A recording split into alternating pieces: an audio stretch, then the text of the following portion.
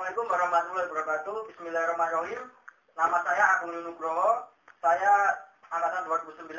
Di sini saya sebagian menjelaskan tentang section 10 tentang power series interval of convergence. Ya, saya lanjutkan dari presentasi saya, di mana saya menjelaskan tentang power series interval konvergensi. Di sini saya menjelaskan sebuah deret di mana dimulai dari persamaan sigma sehingga n sama dengan 0, a n x pangkat n sama dengan a, kita masukkan n sama dengan a0 x n sama pangkat 0 ditambah dimulai dari 0, kemudian n1 x pangkat 1 ditambah a2 n setelah 1 2, kemudian x pangkat 2. Kemudian a daripada ini kita tulis 3, kemudian x sama dengan pangkat 3. Dan ini merupakan terbentuk sebuah deret. Kemudian persamaan kedua, sigma sehingga n sama dengan 0 a n x min a pangkat n. Kita jabarkan satu persatu dimulai dari n sama dengan 0. Jadi sesuai persamaan kita jabarkan satu persatu. A berhubung n sama dengan 0 maka ditulis 0. Kemudian x min a dalam kurung 0, kemudian berlanjut a n yang ke-1 berarti a1 x min a pangkat 1, lanjut lagi a2 x min a pangkat 2. Jadi dapat dituliskan deret a0 ditambah A1 X min A pangkat 1 ditambah A2 X min pangkat 2 dan X min A maksudnya, dan seterusnya. Langsung saja kita ke aplikasi contoh. Misalnya ada persamaan begini. Min X pangkat N dibagi 2N, maka dapat dituliskan persamaan deretnya jadi begini. Kita hitung satu persatu dari n sama dengan 0. Min x pangkat 0 /2 pangkat 0.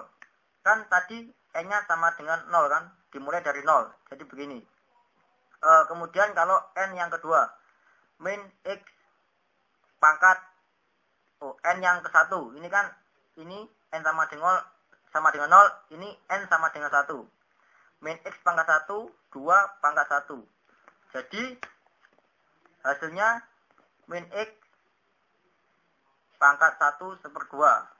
Kemudian yang n sama dengan 2. N sama dengan 2 sama saja perhitungannya dengan n sama dengan 1. Kita masukkan nilai n-nya pangkat 2 /2 pangkat 2. Jadi kan berhubung pangkat 2 otomatis x-nya kan positif. Jadi x /2 atau x /4. Kemudian x kuadrat ini. Kemudian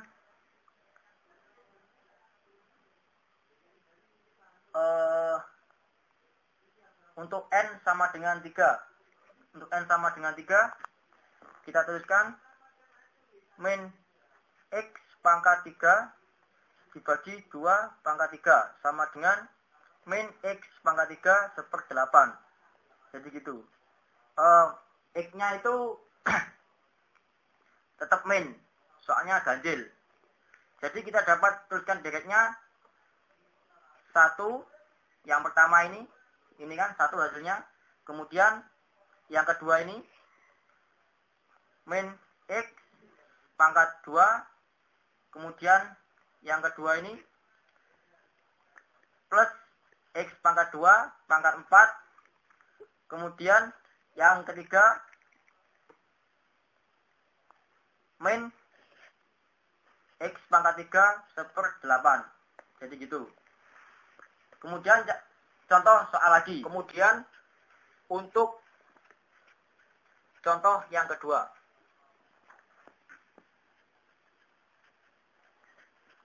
Kita menggunakan persamaan min 1 pangkat n tambah 1 X pangkat n 1/n sama dengan min 1. Misalnya kita mulai n sama dengan 1. 1 tambah 1 X pangkat 1 dibagi dengan 1. Jadi min 1 pangkat 2 X pangkat 1 1/1.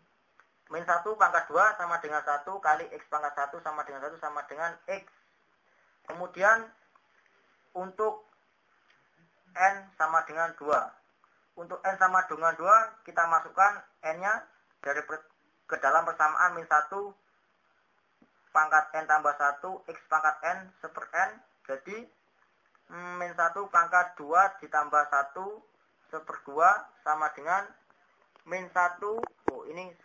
Ini X pangkat N, X pangkat 2. Jadi min 1 pangkat 3 dikali X pangkat 2 dibagi dengan 2. Jadi berhubung ini ganjil kan, jadi negatif sama dengan negatif X pangkat 2 1/2. Kemudian untuk N sama dengan 3 kita masukkan lagi ke dalam persamaan N tambah 1 X pangkat N 1/n sama dengan min 1 3 ditambah 1 X pangkat 3 sama dengan 3. Jadi ini min 1 pangkat 4 X pangkat 3 dibagi dengan 3. Sehingga menghasilkan X pangkat 3 1/3. Dan dapat dituliskan direknya demikian. X kita taruh sini, kemudian ini ada negatif min X pangkat 2 bagi 2, kemudian ini positif plus X pangkat 3 1/3 dan seterusnya. Min 1 N tambah 1 X pangkat N 1/n. Jadi gitu. Untuk mencari nilai rasio di mana persamaan itu konvergen atau divergen, maka kita menggunakan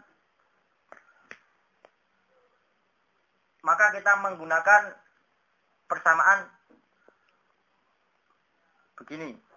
Rho n sama dengan min X n ditambah 1 N ditambah 1 1/2 N ditambah 1 dibagi dengan min X pangkat N dibagi 2N. Maka bilangan ini merupakan bilangan ini, cuma dihilangkan dengan plus 1 dan plus 1-nya ini. Jadi min X N tambah 1 dibagi 2N tambah 1 dikalikan dengan ini, berhubung pembagian maka dibalik. 2 pangkat N dibagi dengan min X pangkat N. Kita jabarkan. Min X pangkat N dikalikan dengan X. Dibagi 2N kalikan 2 pangkat 1 dikali 2N min X pangkat N 1/X 2 pangkat N 2 pangkat 1 X sama dengan 2 pangkat N min X pangkat N. Untuk yang ada pangkatnya ini dicoret-coret. Kemudian ini dicoret-coret. Jadi tinggal hasil rho sama dengan X 1/2 pangkat 1 kan ini kan. Rho sama dengan harga mutlak X 1/2. Nah, untuk persamaan ini kita bisa mengetahui konvergen atau divergen dengan menggunakan sebuah persamaan yang sudah ditentukan rho kurang dari 1. Nah, diketahui daripada hasil pembagian tadi bahwasanya tidak ada koefisien n. Jadi dapat dikatakan persamaan ini bisa menghasilkan sebuah deret yang konvergen atau divergen.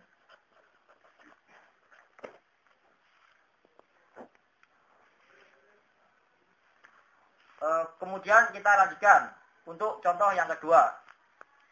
Contoh yang kedua, untuk contoh yang kedua,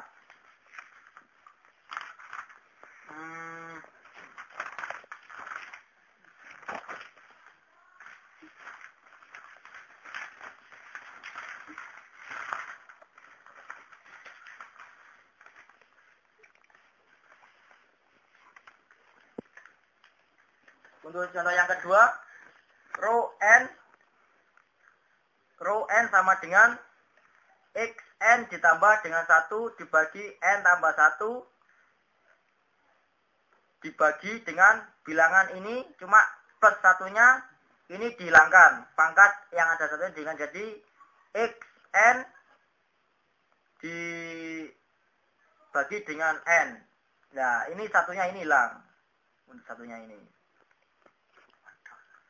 Kemudian berhubung ini pembagian, maka untuk persyaratan daripada pembagian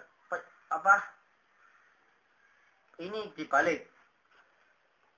X n tambah 1 dikalikan n seper x pangkat n. Rho n sama dengan x pangkat n dikali x pangkat 1 n tambah 1 n x pangkat n. Rho n sama dengan kita coret ini yang sama, jadi x pangkat 1 kalikan n, kemudian n tambah 1,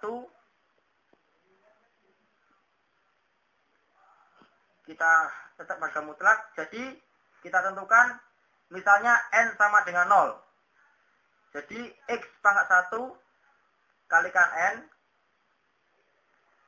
N-nya kan sama dengan 0. Kita langsung tulis. Kita masukkan n sama dengan 0. Kemudian 0 tambah 1. Jadi rho n sama dengan 0 dibagi dengan 1. Rho n sama dengan 0.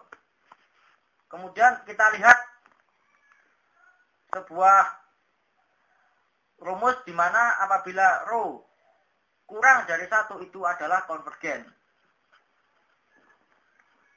Nah, di sini dari sebuah persamaan yang panjang ini menghasilkan rho n sama dengan 0. Jadi persamaan yang panjang ini adalah sebuah deret yang konvergen. Karena memenuhi